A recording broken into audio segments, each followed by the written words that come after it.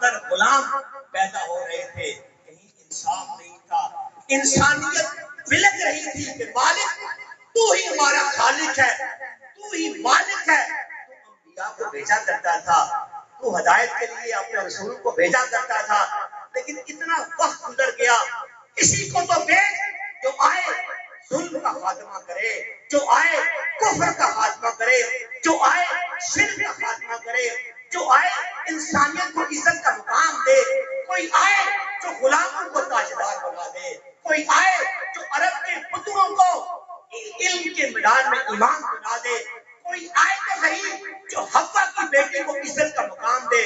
تو اللہ پاک نے اپنا خاص کرم کیا، لطف کیا، تاجدار کائنات علیہ السلام کی آمد ہوتی ہے، تاجدار کائنات علیہ السلام کی آمد کی برکت سے غلاموں کو تاجداری ملتی ہے، تاجدار کائنات علیہ السلام کی آمد سے عرب کے ان ان پڑھ لوگ جو ہوتے ہیں وہ علم کے امام بن جاتے ہیں، تاجدار کائنات کی آمد سے حوا کی بیٹی کو وہ مقام ملتا ہے کہ ماں کے روح میں جنت اس کے قدموں میں رکھ دی جاتی ہے۔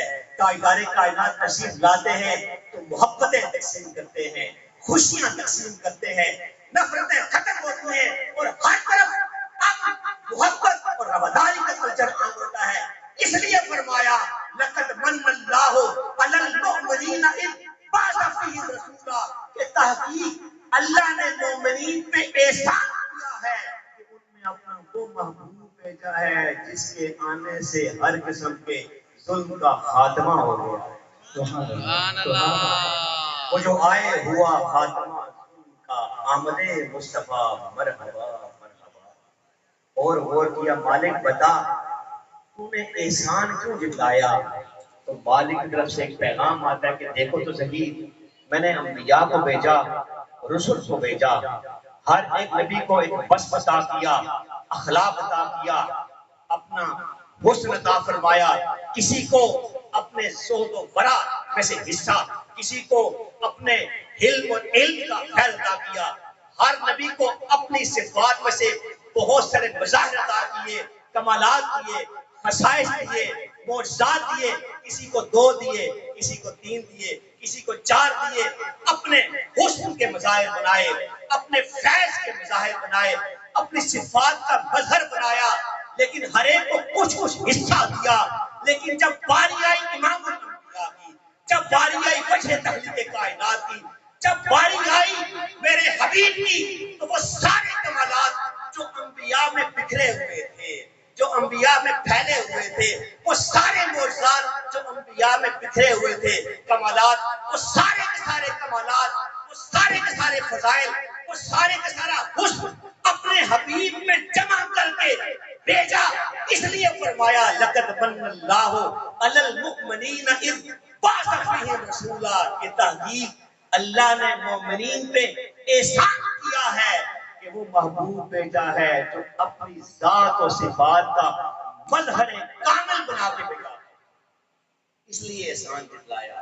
پھر فرمایا کہ دیکھو تو صحیح، عرض کیا مالک اور بتا تو نے احسان کیوں جتلایا؟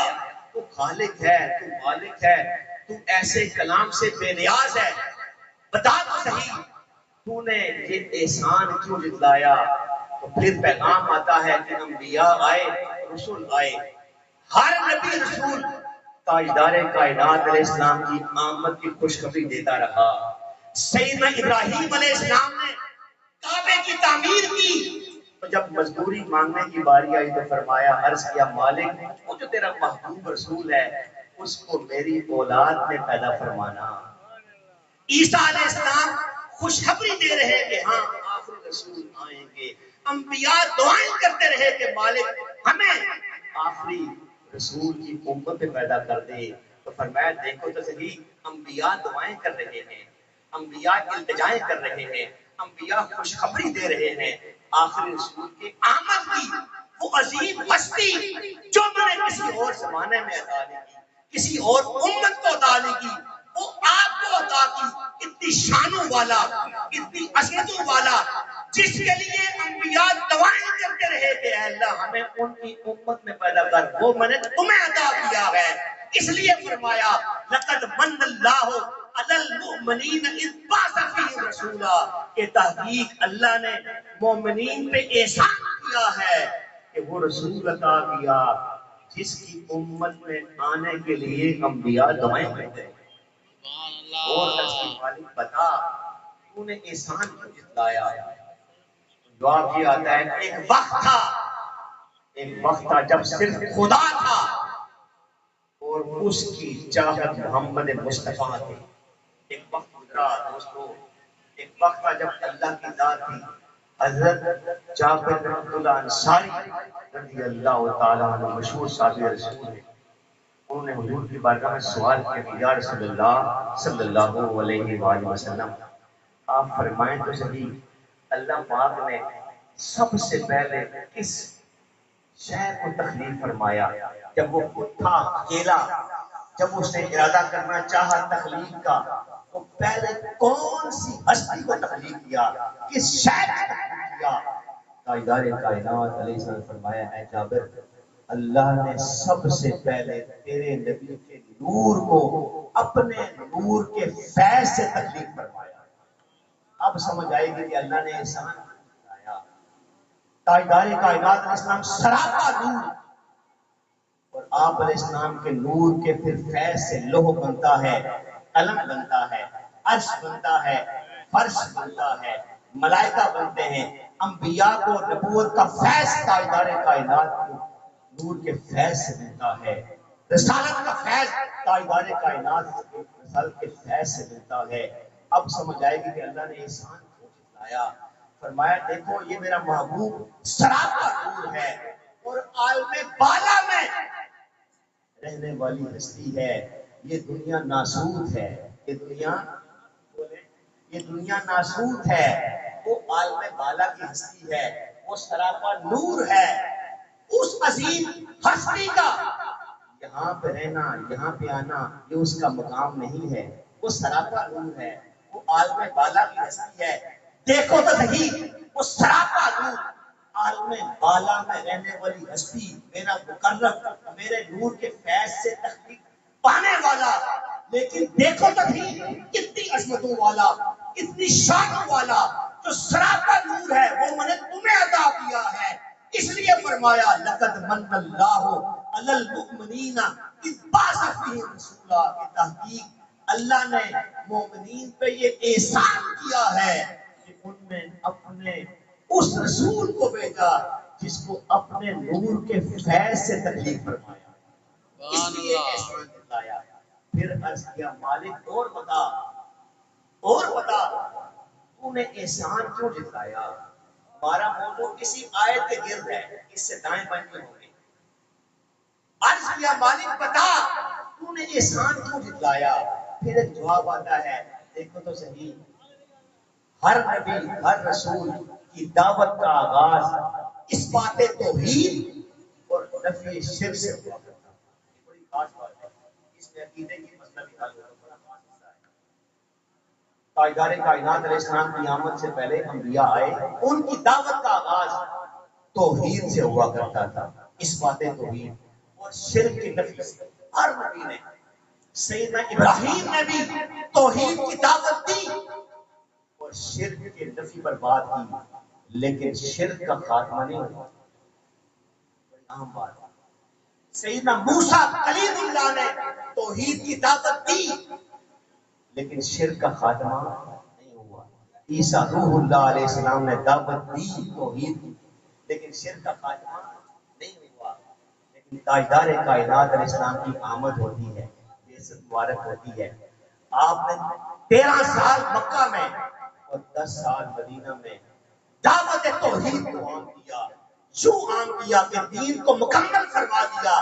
جب مکمل فرمایا تو اپنی آخری زندگی کے حصے میں ظاہر پردہ فرمانے سے پہلے شہدائے احد کے مزارات پہ تاجدار کائنات تشریف لے کر کے بخاری شریف میں حضور نے فرمایا واللہ انی ما خاف علیکم ان تشرکوا بعدی، خدا کی قسم مجھے اس کا خوف نہیں ہے کہ تم میرے بعد شرک کرو گے۔ تاجدار کائنات کی دعوت توحید سے شرک کا خاتمہ ہو گیا، وہ شرک جو صدیوں سے آ رہا تھا، انبیاء دعوت دے رہے تھے لیکن شرک کا خاتمہ نہیں ہو رہا تھا. تاجدار کائنات کی دعوت توحید سے شرک کا ہمیشہ ہمیشہ کے لیے خاتمہ ہوا. اب امت اجابت قیامت تک شرک نہیں کر سکتی.